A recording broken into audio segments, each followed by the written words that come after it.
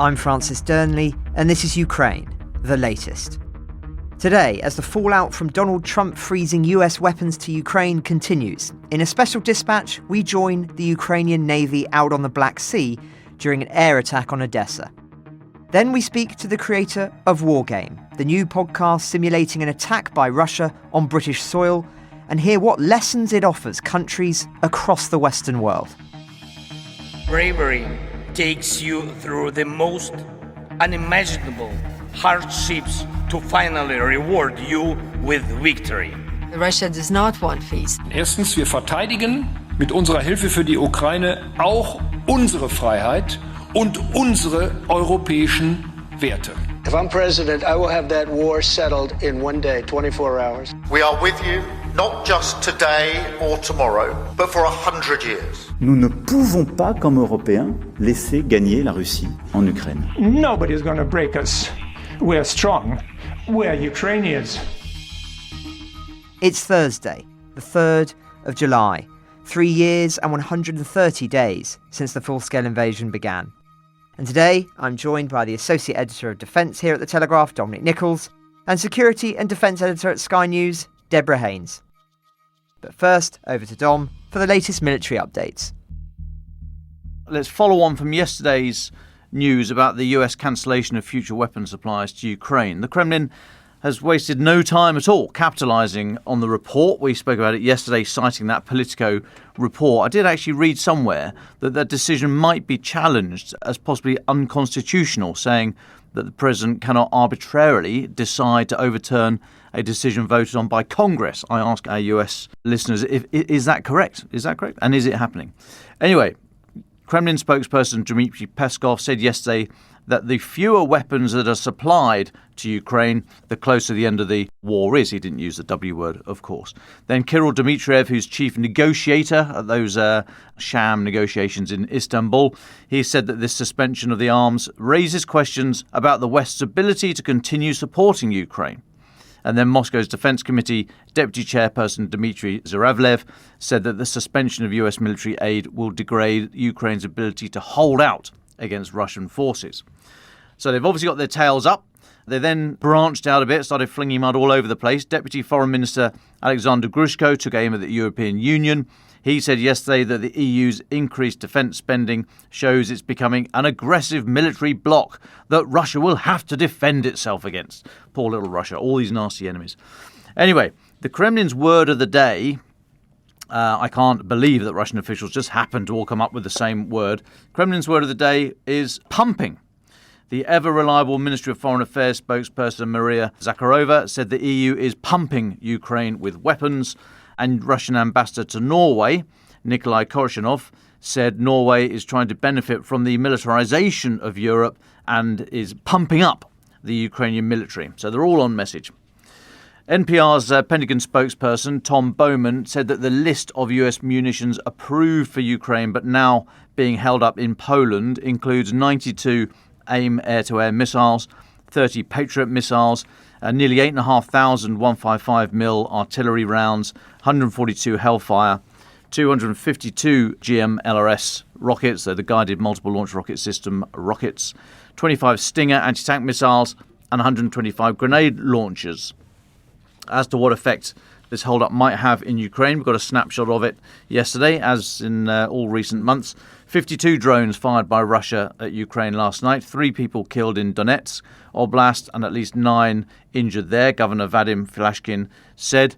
He reported residential buildings and utility infrastructure sites were hit across Pokrovsk and Konstantinivka, as well as some other towns in the area. Now, a strike on Poltava in central Ukraine killed 2 people, injured 11 others this morning around 9 a.m. local time. The Poltava conscription office and private residential properties were hit, authorities said there. Then in Kherson Oblast, Russian forces shelled over 30 towns and villages, wounding 9 civilians, according to Governor Alexander Prokudin. Strikes there also hit both residential neighbourhoods and critical infrastructure. 1 person was hit by a drone in Kherson City. That's a safari that we've spoken of many, many times. Civilians injured in Dnipropetrovsk Oblast after drones and artillery shelling went alongside fires in the wheat fields. I'm seeing increased reports of wheat fields being hit, either rounds going astray because they just land in the middle of a massive field, or possibly Russia trying to destroy the grain harvest. Can't imagine they'd do such a thing, but I'm keeping an eye on those reports. And then in Odesa, apartments hit, residential apartments, children were hurt there. Zaporizhia and Kyiv also hit. So just another snapshot of a typical day in Ukraine. Now into Russia, and Ukrainian strikes last night hit the Energia factory in Russia's Lipetsk Oblast. That's about 250 km north of Kyiv. This is a facility that produces components for missiles and drones, including batteries for the Iskander missiles and cruise missiles. Residents reported multiple explosions, and Lipetsk governor Igor Artemonov said a fire broke out near the facility. That factory had been targeted before, multiple times in May just of this year. Andrei Kovalenko, the head of the Counter-Disinformation Center at Ukraine's National Security and Defense Council, confirmed the strike and called Energia one of the most critical targets for Russia. Now, explosions were also reported overnight in the Russian-occupied city of Kharkiv. That's just to the east of Donetsk city. Russian Telegram channels citing eyewitnesses who claimed a missile may have struck a Russian ammunition depot, giving this kind of information.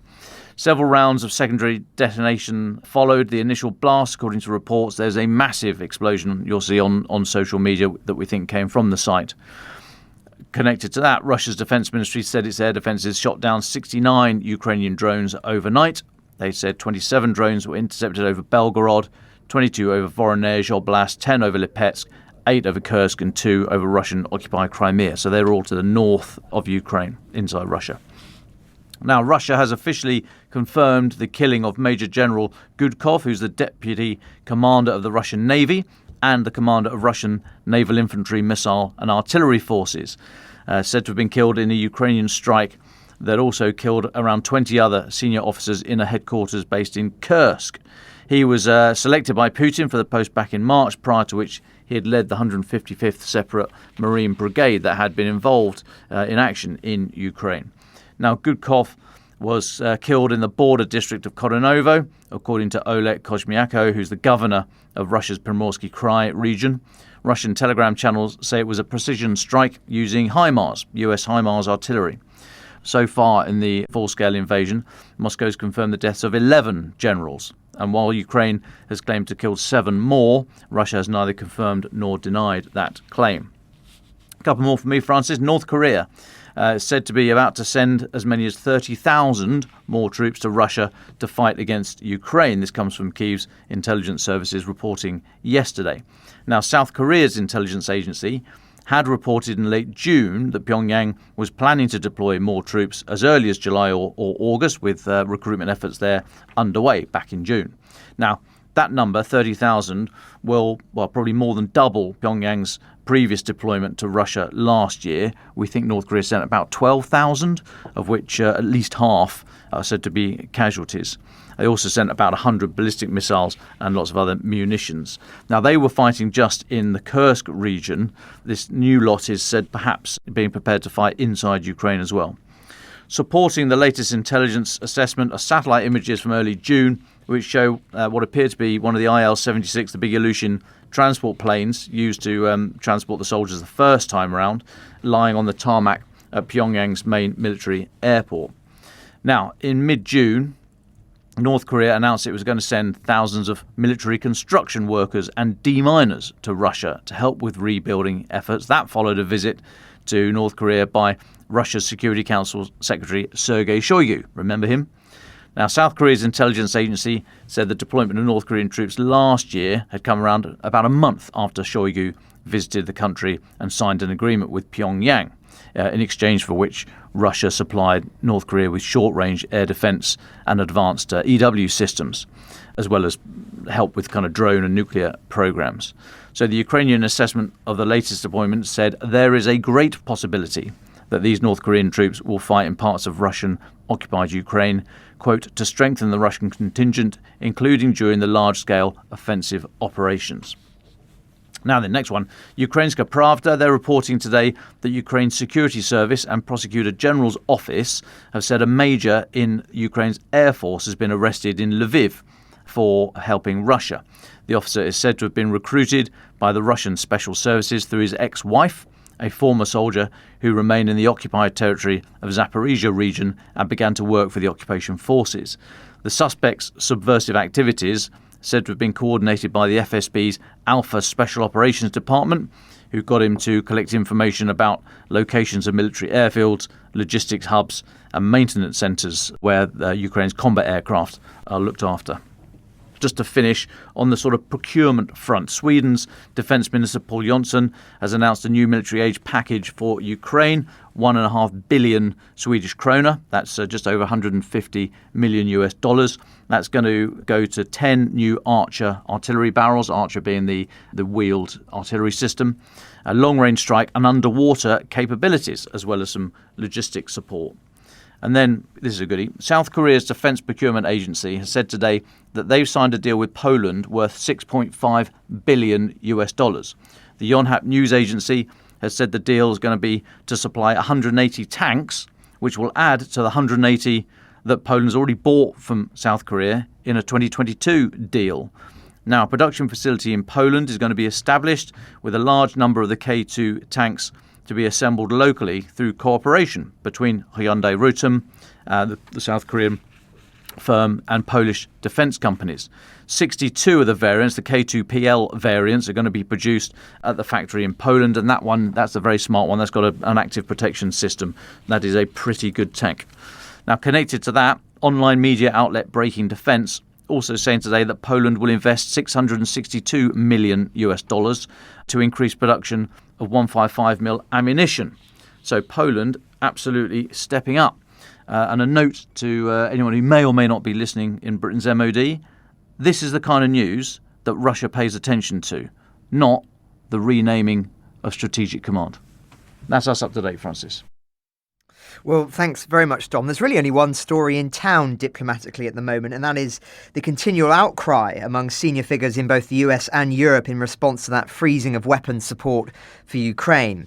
Speaking on Fox News, a telling choice of news channel, NATO Secretary General Mark Rutte said yesterday that he understands Washington's need to safeguard its own defensive needs, but emphasised that Ukraine urgently requires sustained Western support. That is the line being reiterated by two significant interventions by senior figures in the Biden administration today. The most significant among them, an op-ed in the New York Times by Jake Sullivan, the former US National Security Advisor from 2021 to 2025, of course. Now, it's a long piece, but I've pulled out some key extracts. He writes, "For months, President Trump has played a cynical game. In front of the press, he threatens to impose new sanctions on the Russian economy. In private, he never follows through. He publicly suggests he might increase support for Ukraine. In fact, only last week, he said he would see if he can make additional air defence missiles available for the Ukrainian military. But behind the scenes, he is halting supplies that were already committed. All of this suggests that Mr. Trump is not willing to pressure Russia to end this war. Instead, he is folding and abandoning Ukraine. The White House suggests it is taking these steps because of concerns about US military readiness. That explanation doesn't stand up to scrutiny. USAI deliveries are sourced from procurement contracts, not from the Pentagon's stockpiles, and are distinct from orders for the US military. In this way, USAI shipments are not unlike US defence exports to any other country in the world.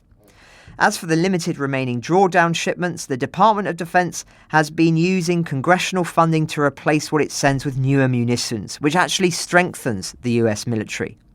If this continues, it makes no strategic sense." Now, just as a side note, as friend of the podcast Shashank Yoshi of The Economist points out, the US has cancelled around 8,000 rounds of 155mm shells for Ukraine. That's a mere 20% of current monthly production. As he says, how that would materially affect US readiness in a serious way is hard to see. And that's before getting on to Stingers and AIM-7, which are being phased out. But back to Mr. Sullivan.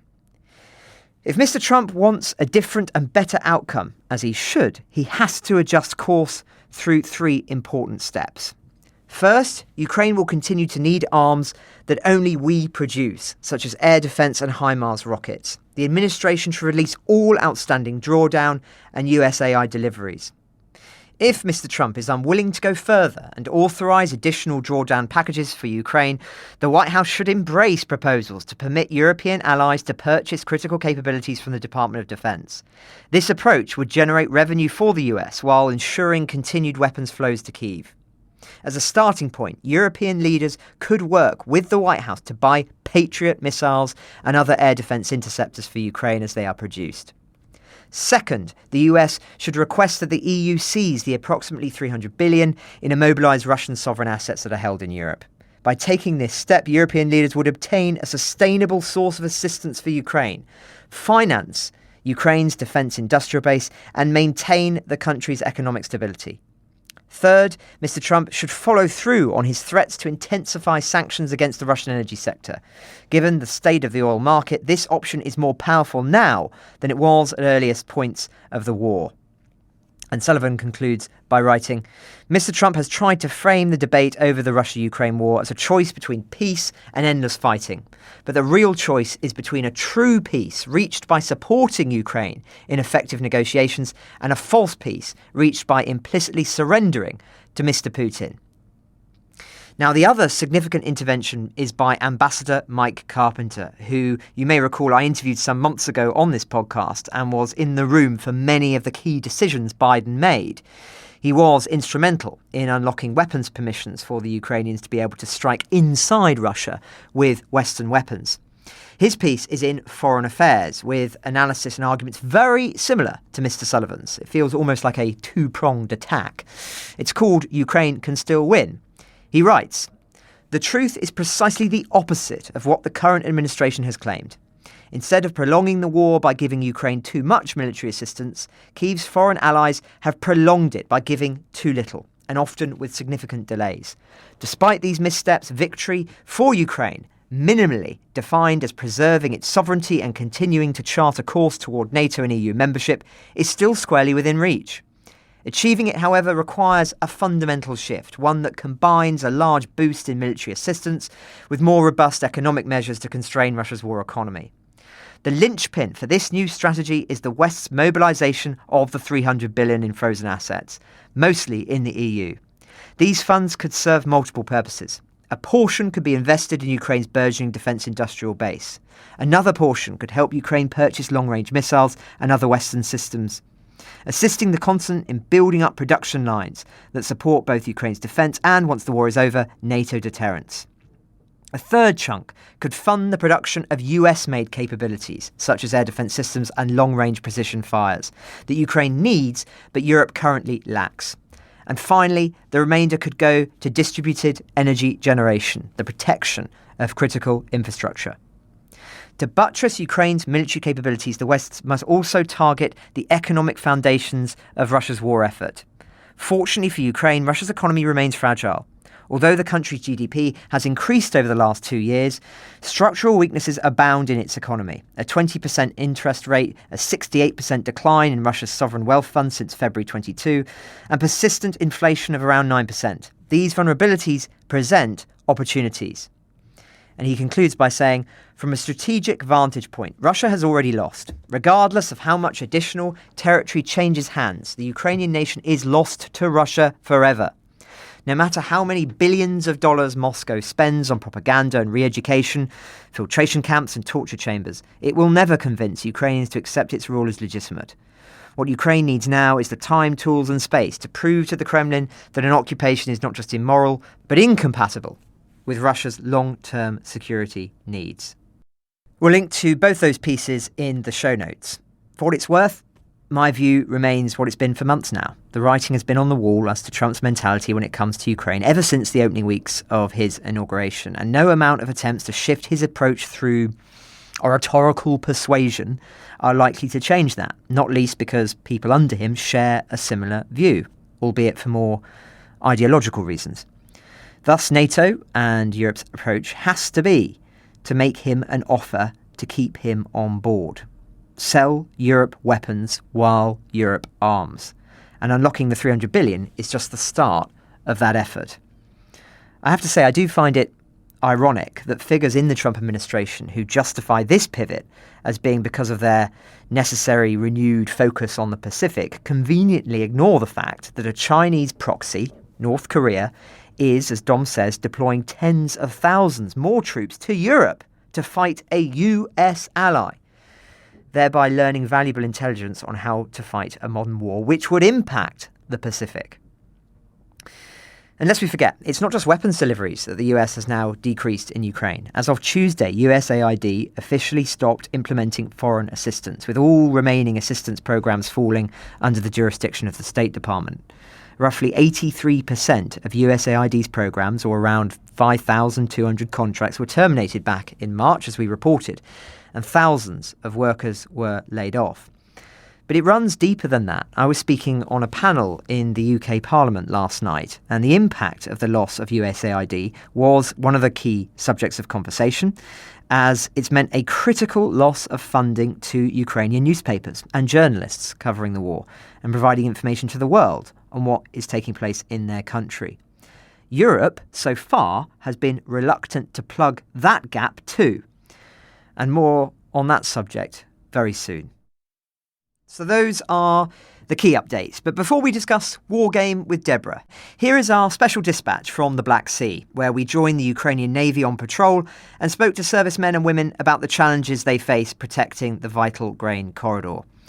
To watch footage of the trip filmed by Telegraph documentary maker Jack Lever, and I highly recommend you do, not least to see the contrasting sartorial choices Dom and I made for a trip out to sea, there's a link in the show notes. Thanks to Jack, who also voices the naval spokesperson.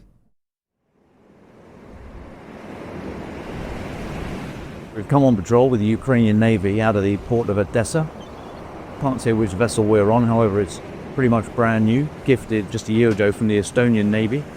It's a coastal patrol craft used for coastal defence and mine hunting. Okay, we can hear a couple of bangs and quite a lot of firing coming seemingly from the west. Something's happening.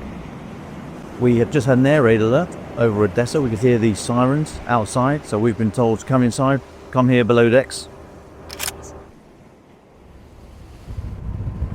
Have you told the captain that I've got my powerboat licence?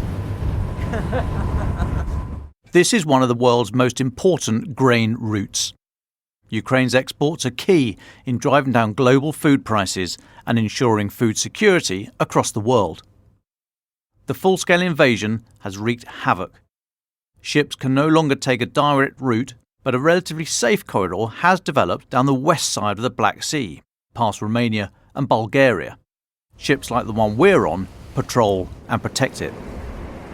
They're the grain ships. They're coming in empty, you can see, because they're so high out of the water. They're coming in to fill up with grain and then get out. So this is an automatic 50 cal Browning heavy machine gun. This is the camera here, thermal day-night camera.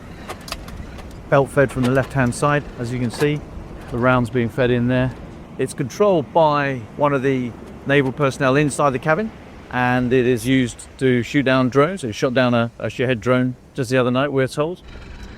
Can you talk to us about how you operate, how you try and shoot down drones, if it's easy, if it's difficult?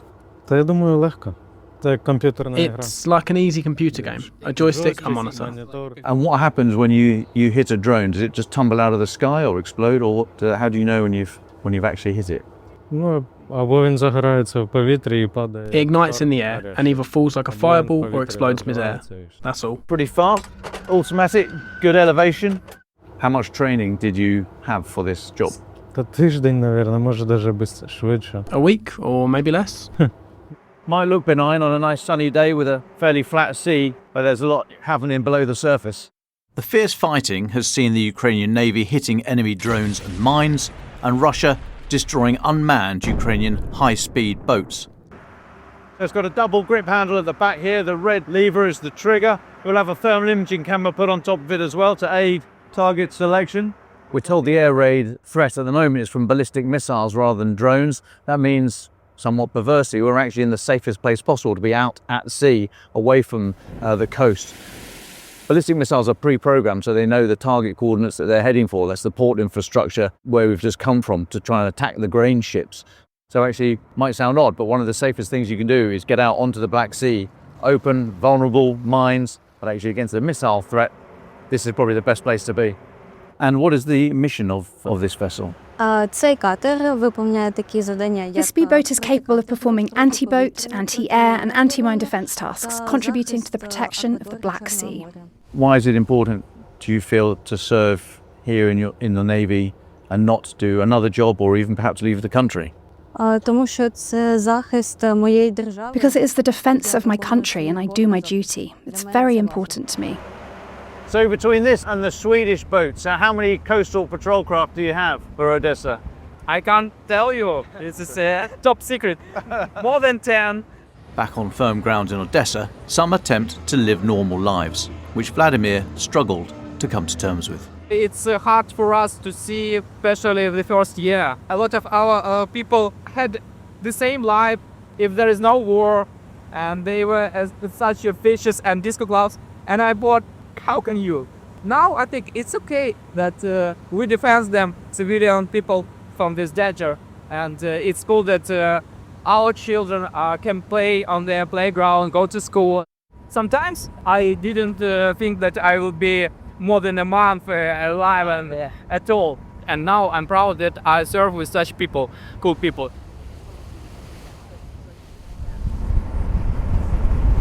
This is one for the memoirs. Yeah. What's that in the water? Something. There's a boot. Oh dear. Davy Jones. We found Davy Jones. He's just over there. Francis, do you want to dip? So we're coming into the port now. It's like a cross between Felixstowe and Portsmouth, really. There's a lot of infrastructure here. Big grain silos, huge number of cranes. And, well, I'm not going to say the number, but double figures of tankers and industrial ships. There's one over there with huge cargo containers on it. There's tugs, some moving about, others alongside, and we're following an enormous empty grain tanker coming in to fill up and then head out down the safe route down the side of Romania and Bulgaria. There's another one over there that's sitting quite low in the water. She must be, her holds must be full. I mean, as seafronts go, it's not the most attractive because it is a working port, but by God, is it working? It's huge. There's a big crane over there with a massive bucket on it, moving things about. That tug is moving alongside this tanker now just to escort it in. I wonder if it fills them with confidence that they've got a 50 cal Browning pointed right at them. And then just over there, there's some very nice seafront properties. I mean, it's not quite sandbanks, but there's some, you know, Kevin McLeod would be quite impressed with some of those grand designs. Looking out to sea. Huge shipping containers all along the side here in the port. Names you'd recognise: Maersk, Hamburg. This is a big operation. Is that Golden Shower over there? Nice. There are tankers here registered in Freetown, Panama. This is a global business. Trying to get back on its feet in the middle of a war. God, these things are big when you come up alongside them. It's like the opening scene from The Spy Who Loved Me. Not that bit, Jack. The bit with the ship. Look at that lifeboat. Look at the angle of that lifeboat. Imagine being strapped in there and chucked off the back. See that thing, guys, over there? See the kind of the blue-sided thing? Yeah. That's a floating dock. So that will flood. Go under the water, a boat will come in and then it will lift up. So that's how you get big boats out of the water. I've lost count of the number of times over the years we've referenced the grain deal and this vital corridor, and to actually be following it now is an extraordinary experience. We're just passing dozens of grain silos now, and parked alongside them 4 or 5 enormous tankers. And then alongside the port you've got a railway line that also has as you can imagine, storage for just hundreds and hundreds of tons of grain ready to be shipped all around the world. You'll remember that Africa, for a long time, because of famines a couple of years ago, were extremely concerned about the implications for them if this vital port was no longer functioning. And that's why the UN and Turkey got involved in reopening it through negotiations with the Russians and the Ukrainians. It's still functioning, but bear in mind, it is a volatile situation even now, not just because of the bombardments that Ukrainians are suffering from Russian missiles and drones, but also because of the precarious political situation. And it's not impossible to imagine that if things really heated up again in the diplomatic sphere, that this place would once again become shut off and extremely dangerous. But for now, it's open and a port that remains essential for world trade. It is certainly the largest port that I've ever seen, and it gives you a sense of, really, when you read history books about ports throughout the centuries, this is what a major world port really looks like. Not those ones that you sometimes pass in Britain that have had their heydays many, many decades or even centuries before. This is the real deal.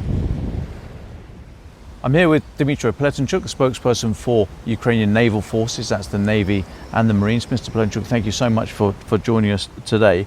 Could you give me an overview of the Russian threat in the Black Sea at the moment, their capability and what they are trying to do?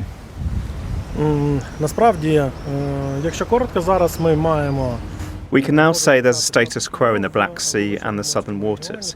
In terms of sea threats, everything is relatively under control, but in the air, the Russians still feel free to operate and can strike our cities. So the air is still very much contested. Would you say that Ukrainian aims are currently being achieved? You're protecting your coastline and you're protecting the grain corridor? Is that fair? Regarding the grain corridor, we can say it functions under relatively safe conditions, but this safety depends on daily efforts by all our forces. When it comes to air threats, the danger remains, and countering it is a joint task with other branches of Ukraine's armed forces. Now, you've recently used the Magura V5 maritime drone to shoot down Russian helicopters and fighter jets. Are they experimental platforms, or are they actually being rolled out as regular capability across the force? I can't comment specifically on these marine drones because they belong to other units, special forces, but I can say that our forces also have drones of the same class, which we use to search for mines, destroy them, and strike enemy targets. So in terms of your offensive capability, are you currently able to project a credible threat to Novorossiya? I have to admit that the Russians are aware of these risks. They often vacate their usual ship positions and can't stay in one place for long. They go out to sea and return when they believe the danger has passed.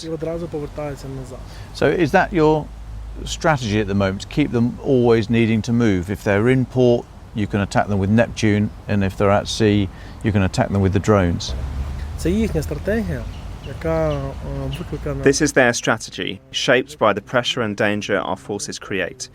As our commander, Oleksandr Popov, said, every Russian ship is a legitimate target for us to strike. Our strategy is fighting on the enemy coast, not on our coast.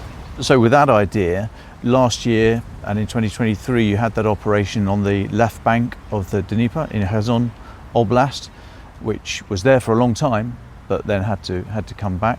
Drones are regularly launched from the Kinburn Spit and Crimea. Are you able to project force into those areas to make them safer from drones? We operate this way every day. The main goal is to prevent them from conducting dangerous activities. Our strategy is to apply continuous pressure so they can't use their drones. On the left bank of the Dnipro, the situation is more difficult because the territory is larger. They constantly hide their units from our drones and forces, so it's a tougher task for us. Why is the Kerch Bridge still standing? The key issue is that they have a large air defence system there. Also, targets like bridges are among the most difficult to strike.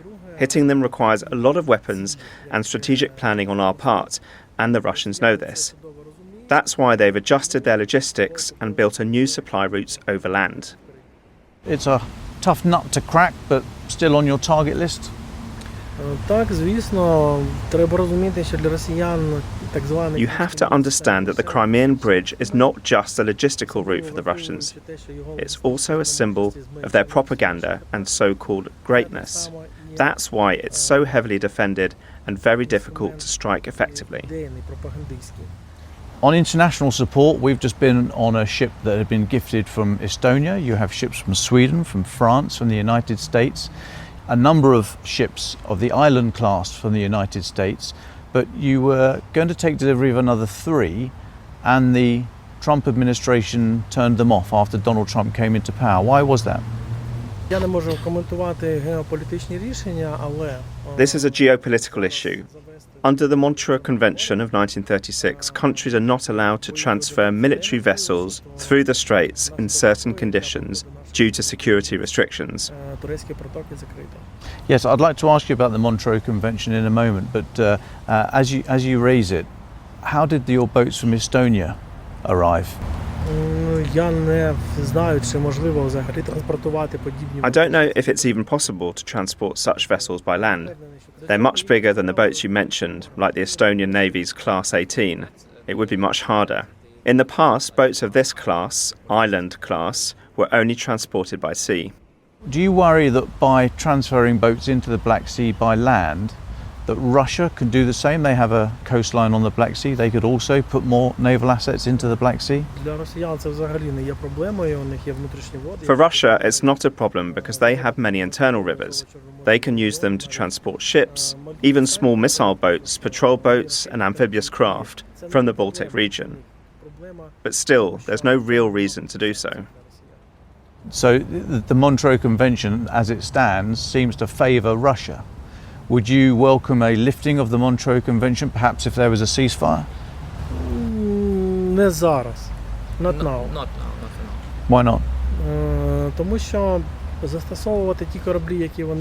the moment, this isn't a priority for either side. For Russia, there's no point. New ships can be lost, just like the previous ones in the Black Sea.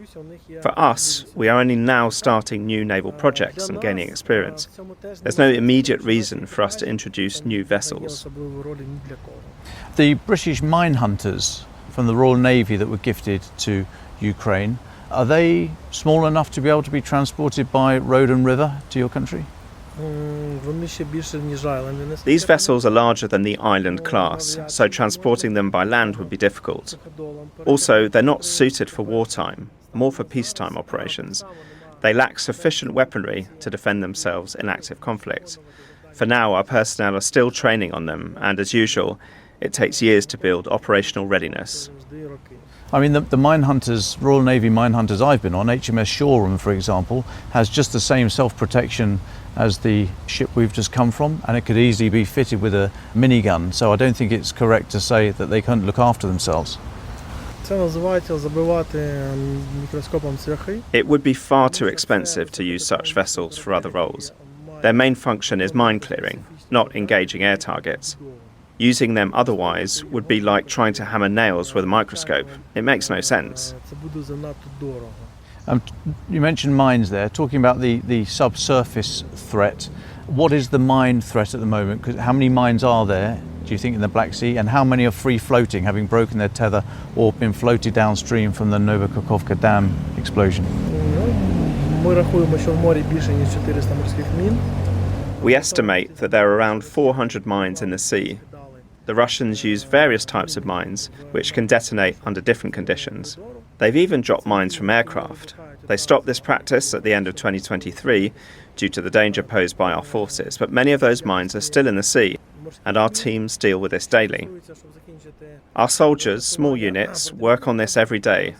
To fully answer your question, I must say that such mine-clearing ships are equipped with extremely expensive technology. If one were hit by a missile, it would be a significant loss for us. Staying below the surface, how many Russian Kilo-class submarines are in the Black Sea?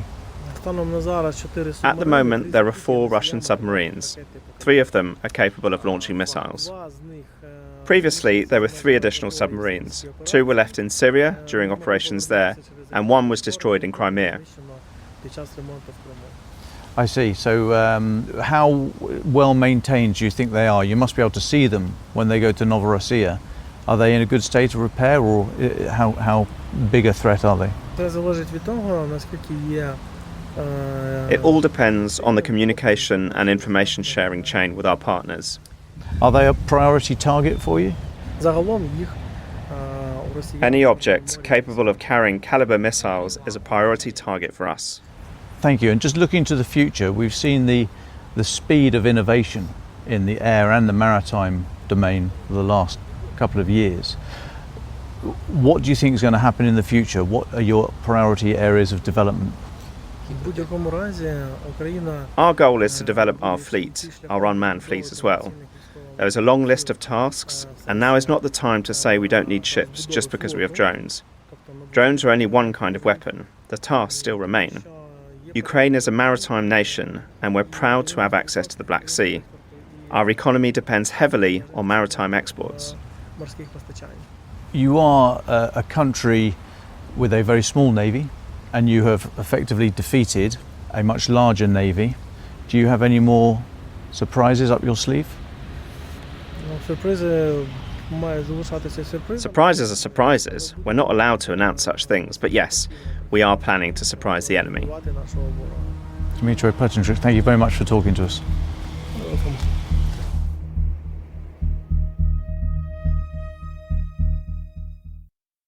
Let's turn now to our guest, security and defence editor at Sky News, Deborah Haynes, to discuss another podcast which will be familiar to many of you listening in Britain, but which has lessons for countries across the Western world.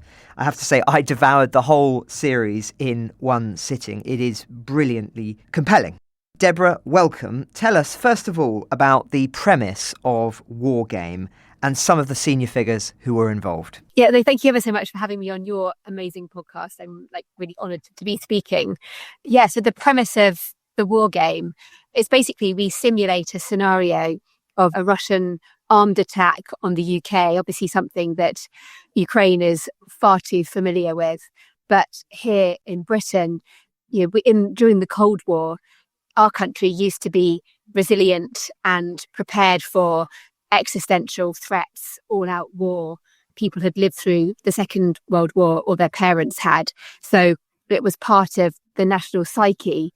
Yet since the end of the Soviet Union, that whole understanding has been lost. And yet the threat, as you cover so in depth, is growing and is arguably as severe as it was at almost any time during the Cold War. And yet the structures and the resilience and the capabilities of our armed forces to conduct high intensity warfare just have not been rebuilt. And so the idea of the podcast was to create a bit of an unconventional, slightly different way of telling a very old story. I mean, we say in the podcast that nothing that we discuss in the Wargame is classified.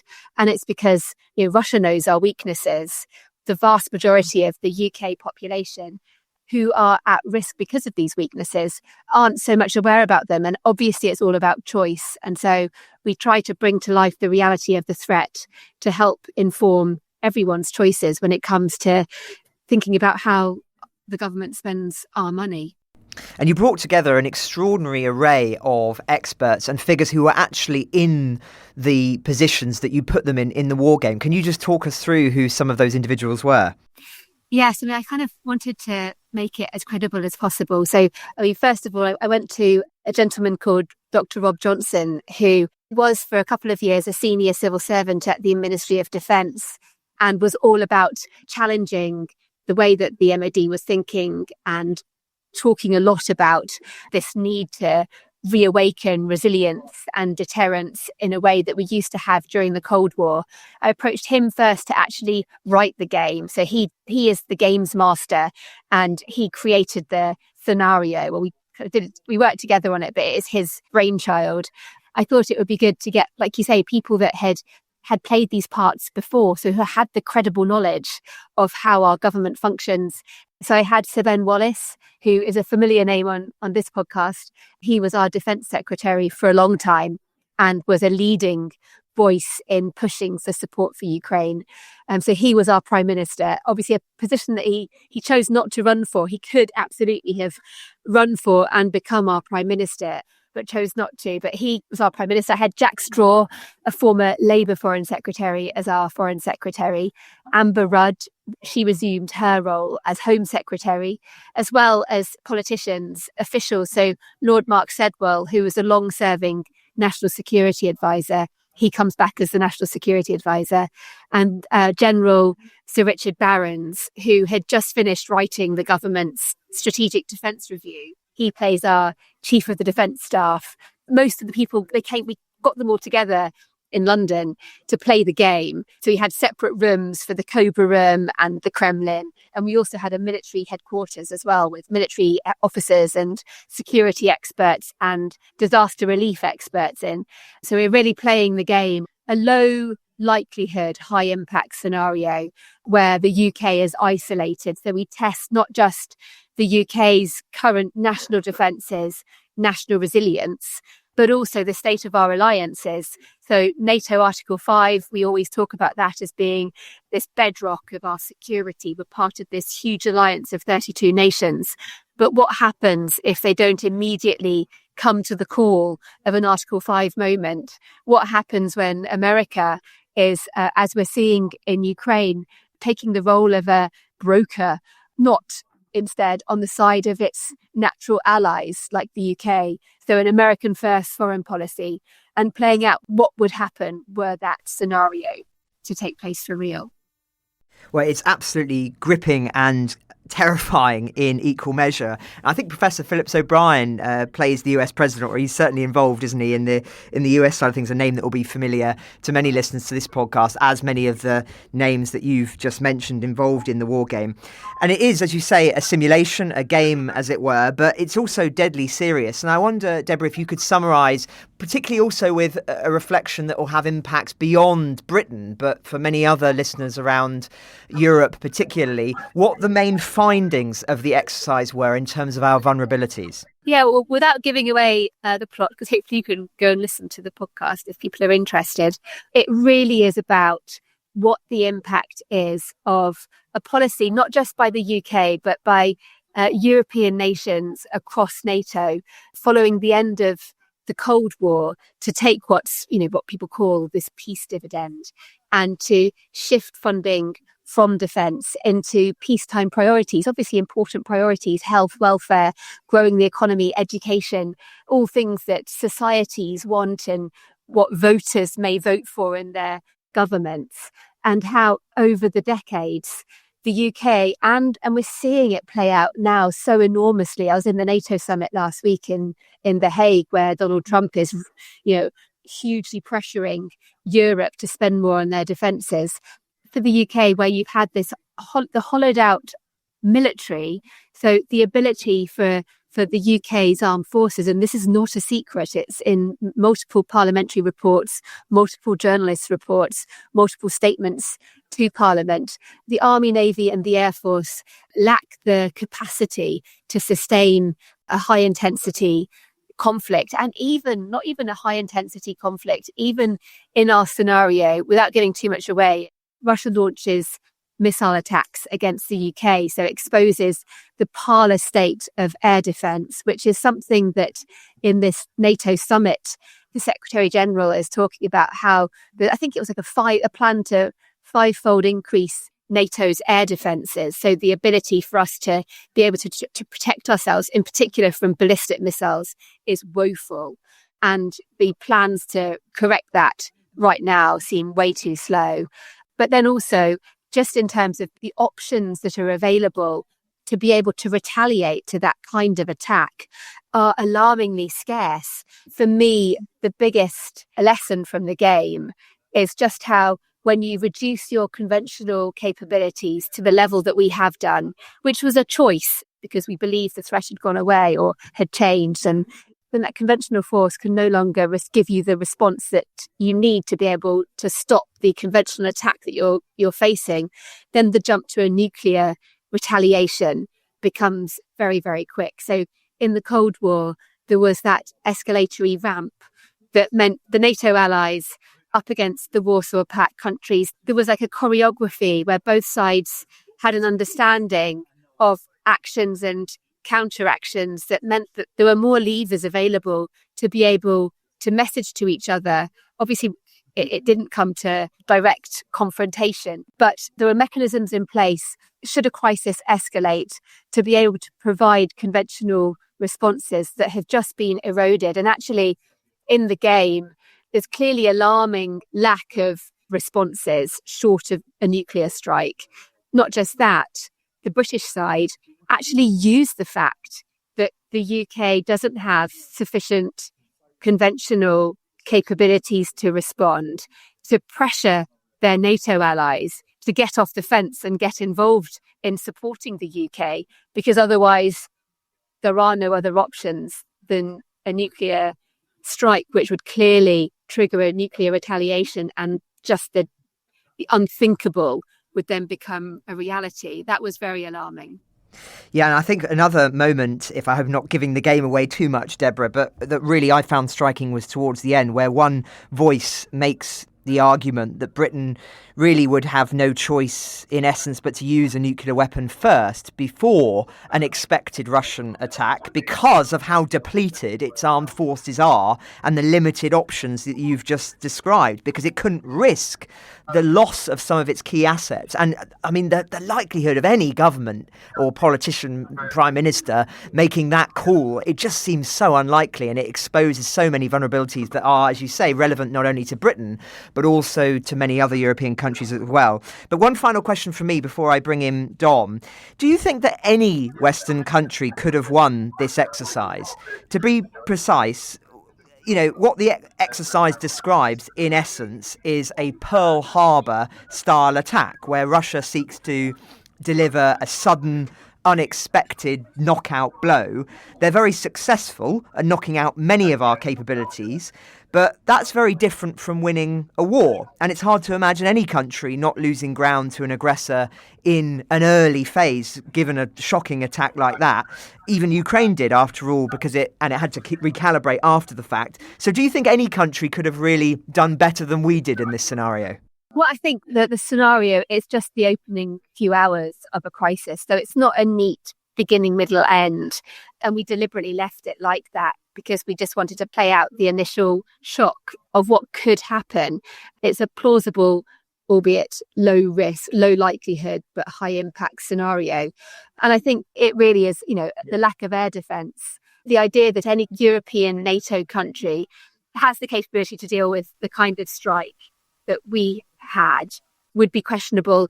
The nations that do have the Patriot air defence system would have much more capability to defend against ballistic missiles, at least.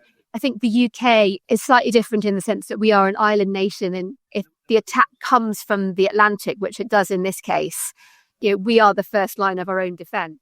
And in the Cold War, there were air defence batteries all along our coastline, ground-based air defence systems to defend against exactly that kind of missile or air attack threat, which we decided we didn't need anymore. And instead, we've solely based our ballistic defence around a fleet of 6 Type 45 destroyers. So in that sense, it's like the way that the scenario is concocted is deliberately designed to test purely the UK. Hi Debs, Dom here. Thanks so much for joining us. Taking a step back, what's your reading of the recent Strategic Defence Review here in the UK? And I'd be really interested in your thoughts on this F-35A model buy and the sort of the wrapping it up into the NATO nuclear mission. And then just finally, you were one of the first journalists up on the border when the Kursk incursion happened last August. You went right up onto the border. What's your take on that area now? Because on Kursk and Sumy and this much vaunted Russian spring, well, that's over. So it's now the much vaunted and terrified summer offensive that doesn't seem to be going anywhere. What's your take on that area and the kind of the war more broadly in Ukraine? Wow, Dom, that is 3 big questions. Okay, so on the defence review, I mean, the actual review itself, I have covered quite a few of them. It was refreshing in its willingness to openly articulate the vulnerabilities and the weaknesses, which we have been bluffing about for so long. I remember the 2010 review where we cut into the flesh and bone of the Army, Navy, Air Force, while at the same time proclaiming that we could still do as much, if not more, that we could have done before, which was demonstrably not the case. So it was refreshing in that sense. I mean, it's well worth reading. I know it's a bit geeky, but if you have got the time for the listeners to go and read it, because the actual text of the review, it's very accessible, and it talks a lot about national defence, but it does talk a lot about that need to rebuild reserves, to grow cadets, to come up with ideas to get more people involved in just the idea of defence. Like, it doesn't talk about conscription, but, you know, the idea of getting people to have a year out and come and experience the military and get some understanding. Everybody is invested in our country being safe and secure. And so everybody really has a responsibility to play their part, which I think is really important. It was missing what you usually get in terms of that kind of top trumps of different military capabilities that we are keeping or losing or shrinking or growing. It was more kind of top level, wasn't it, than actually specifically going more into the weeds of that. And I worry that that's because the weeds currently are quite weedy, and we clearly need to rebuild, but the rebuilding isn't going to happen anytime soon. The final point of this, a fundamental part of our ability to defend ourselves is our industrial base. And, you know, there's obviously ambition. It talks about the need to have that always on industrial, you know, weapons building capacity, which obviously Ukraine has shown so starkly the vital need for that. And that is where the war is won, where it comes to being able to produce weapons to fight. And the review articulates that, but it's clearly not empowered to make that happen. The F-35, I mean, I remember doing a story about 5 or 6 years ago. It's obviously the RAF had been pushing from the beginning. They wanted an A variant as well as the B. And there was always the argument they wanted to have just one variant because of the cost implications of, even if you're using the same model of aircraft but just a different variant, there are still different parts in terms of the sustaining of the aircraft and the maintenance and blah blah blah blah blah. And so that's why it was always like, we're only going to go for the B. And do you remember initially it was like BC, as in the C is the catapult, cats and traps, which is for a different type of aircraft carrier which we were going to build, and then we had like a double U-turn going from B to C back to B. And even after we chose we were going to go for B, because of the lack of money, which obviously always then costs up pushes up costs for the individual item when you no longer have economies of scale, it just meant that our ambition of 138 F-35s, which were meant initially to be Bs, got slowed down. So we haven't even got, I don't even know the numbers, it's over 30, isn't it? So maybe 3 dozen or so Bs. But this A idea, it doesn't mean more aircraft. It just means that they're going to just split the remaining buy between the A's and the B's. The way it's been talked about, it kind of, you imagine this whole new capability, but it's not. It's a variant of the F-35s that, yes, can fly further and carry different weapons, including these nuclear-capable warheads. And so we're basically going to be getting a different model of F-35 that will operate from the land, fly farther, carry different weapons. But we don't have a time span for it. It wasn't very clear that NATO needed or wanted this. Lord Robertson was talking about it in Parliament. He made clear that it wasn't a recommendation in the review. I don't fully understand where the rationale for this has come from.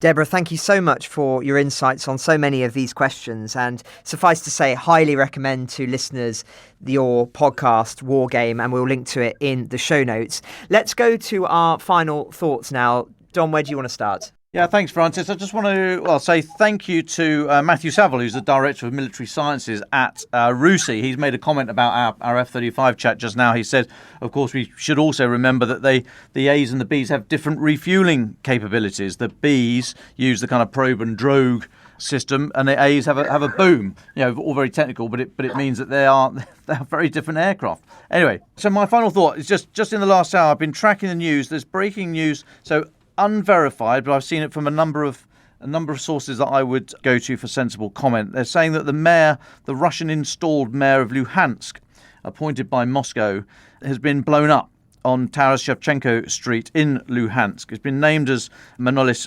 Pilavov, And the images I've seen do show at least one body under a sheet. I don't know if that is the individual. There's no news about whether or not he was killed or not, but those reports are coming through at the moment that the Russian-installed so-called mayor of Luhansk has been blown up in Luhansk. But we'll see that news. We'll probably bring it to you tomorrow once it's been verified or discounted. Thank you very much, Dom. Just a very brief one from me.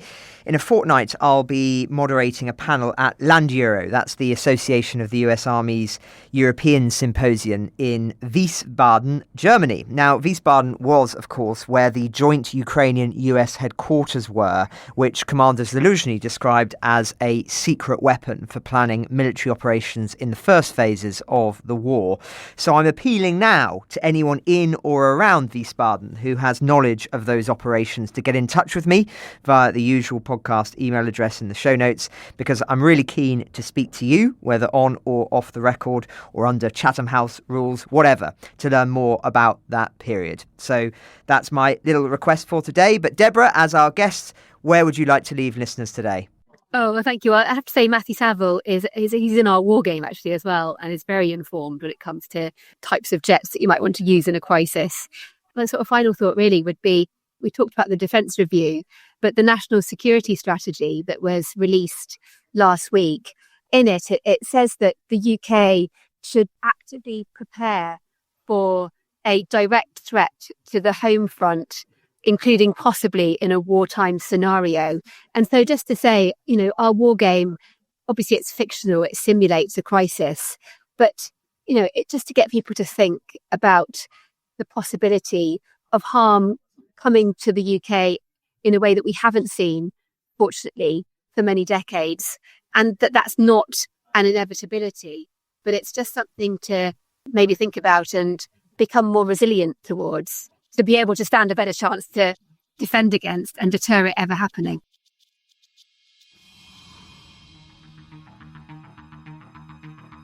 Ukraine the Latest is an original podcast from The Telegraph, created by David Nicholls. To support our work and stay on top of all of our Ukraine news, analysis and dispatches from the ground, please subscribe to The Telegraph.